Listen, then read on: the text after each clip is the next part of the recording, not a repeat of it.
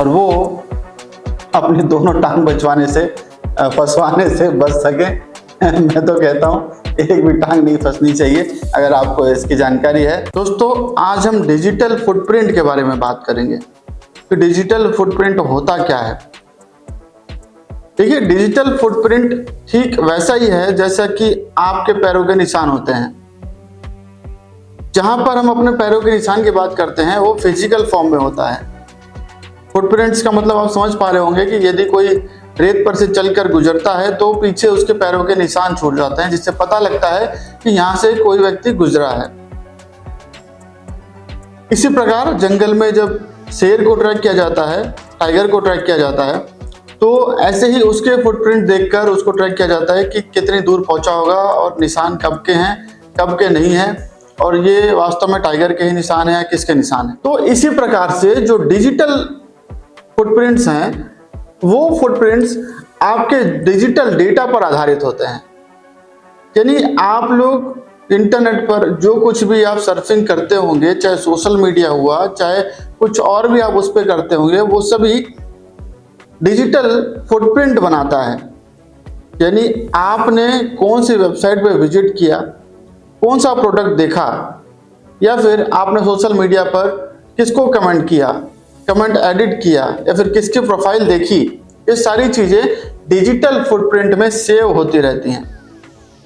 यानी हमें ऐसा लगता है कि हम प्राइवेट रूप से किसी रूम में बैठकर और उस सोशल मीडिया पर उस प्रोफाइल को देख रहे हैं, या फिर उस प्रोफाइल पर कुछ लिख रहे हैं, या फिर उसको एडिट कर रहे हैं, या फिर वेबसाइट पर ये चीज सर्च कर रहे हैं, वो लगता है कि जैसे हमें पता है केवल।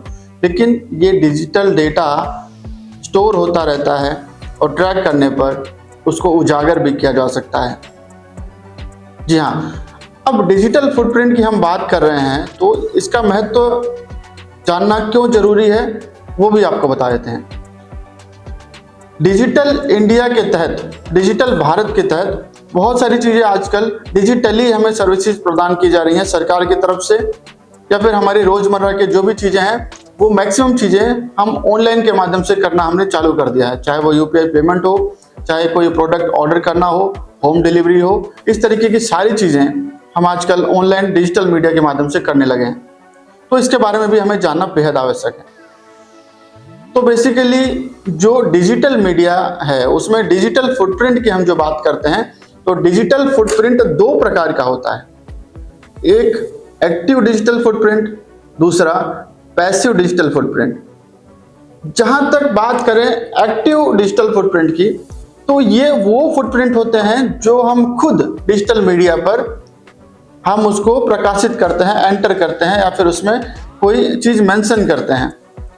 जैसे मान लीजिए कि हमने सोशल मीडिया पर किसी पर्टिकुलर पोस्ट पर कोई कमेंट किया, तो वो इनपुट हमने दिया है, तो ये फुटप्रिंट कि किसने कमेंट किया है वो वहां से मिल जाता है, तो ये एक्टिव फुटप्रिंट बोला जाएगा। इसी प्रकार से मान लीजिए हमने कोई पोस्ट डाली और पोस्ट में कोई सुधार किया, या बाद में उस पोस्ट को डिलीट कर दिया किसी भी कारणवश, तो ये एक्टिव डिजिटल फुटप्रिंट में आएगा। और जरूरत पड़ने पर यह पता लगाया जा सकता है कि ये पोस्ट किसने डाली थी, कब डाली थी, क्या पोस्ट डाली थी, एडिट करने के बाद क्या डाला था, और जो पोस्ट डाला था उसको डिलीट जो कर दिया गया है वो क्या चीज डिलीट की गई है। यानी वो सारी चीजें अगर ट्रैक की जाए तो उसको निकाला जा सकता है। यानी वो फुटप्रिंट्स जो हैं वो कहीं ना कहीं सर्वर पर सेव रहते हैं और उसको ट्रेस किया जा सकता है। अब बात करें पैसिव फुटप्रिंट की, तो पैसिव डिजिटल फुटप्रिंट वो होता है जो आप कोई इनपुट नहीं डालते, लेकिन वो ऑटोमेटिक आपकी जो सर्चेज है, जो आप सर्च करते हैं इंटरनेट पर, जो आप चीज, जैसे मान लीजिए कोई प्रोडक्ट आप इंटरनेट पर सर्च कर रहे हैं, तो जब उस प्रोडक्ट को सर्च कर रहे होते हैं तो जो भी रिजल्ट हमारे सामने आता है वो रिजल्ट हमें देखने के बाद हम उसको छोड़ देते हैं, हम किसी दूसरे काम में लग जाते हैं। लेकिन जब हम उस प्रोडक्ट को सर्च करते हैं उसके बाद हमें तमाम ऐसी चीजें एडवर्टाइजमेंट के माध्यम से हमारे सामने आने लगती है उस डिजिटल मीडिया पर कि हम उस प्रोडक्ट को सर्च कर रहे थे, उसके सिमिलर ये सारी चीजें हम और उपयोग कर सकते हैं। यानी इनडायरेक्ट वे में, पैसिव वे में हमारे फुटप्रिंट्स को, हमारे डिजिटल फुटप्रिंट्स को ट्रैक करके हमें ऐसे प्रोडक्ट्स दिखाए जाते हैं बार बार कि उनको लगता है, उनको पता चल जाता है कि हम किस चीज़ की सर्च कर रहे हैं, किस चीज़ के बारे में खोज रहे हैं, ऐसी ही चीज़ें वो हमें सजेशन में देने लग जाते हैं। तो ये पैसिव फुटप्रिंट में आता है, यानी हम इनपुट नहीं दे रहे हैं लेकिन हम कोई चीज़ सर्च कर रहे हैं, किस चीज़ के बारे में जानने का प्रयास कर रहे हैं, वैसी ही चीज़ें हमें बाद में पॉपअप या फिर अन्य माध्यमों से मिलने लग जाती हैं। यानी एक्टिव फुटप्रिंट तो वो है जो इनपुट हम खुद मीडिया पर, इंटरनेट पर प्रोवाइड करते हैं, चाहे वो पोस्ट हो गया, चाहे फोटोग्राफ हो गया, चाहे वीडियो हो गया, चाहे कोई कमेंट हो गया, चाहे किसी के वीडियो को लाइक अथवा किसी के चैनल को सब्सक्राइब इत्यादि करना हो गया, ये हम इनपुट खुद प्रोवाइड करते हैं। तो ये एक्टिव फुटप्रिंट हो गया।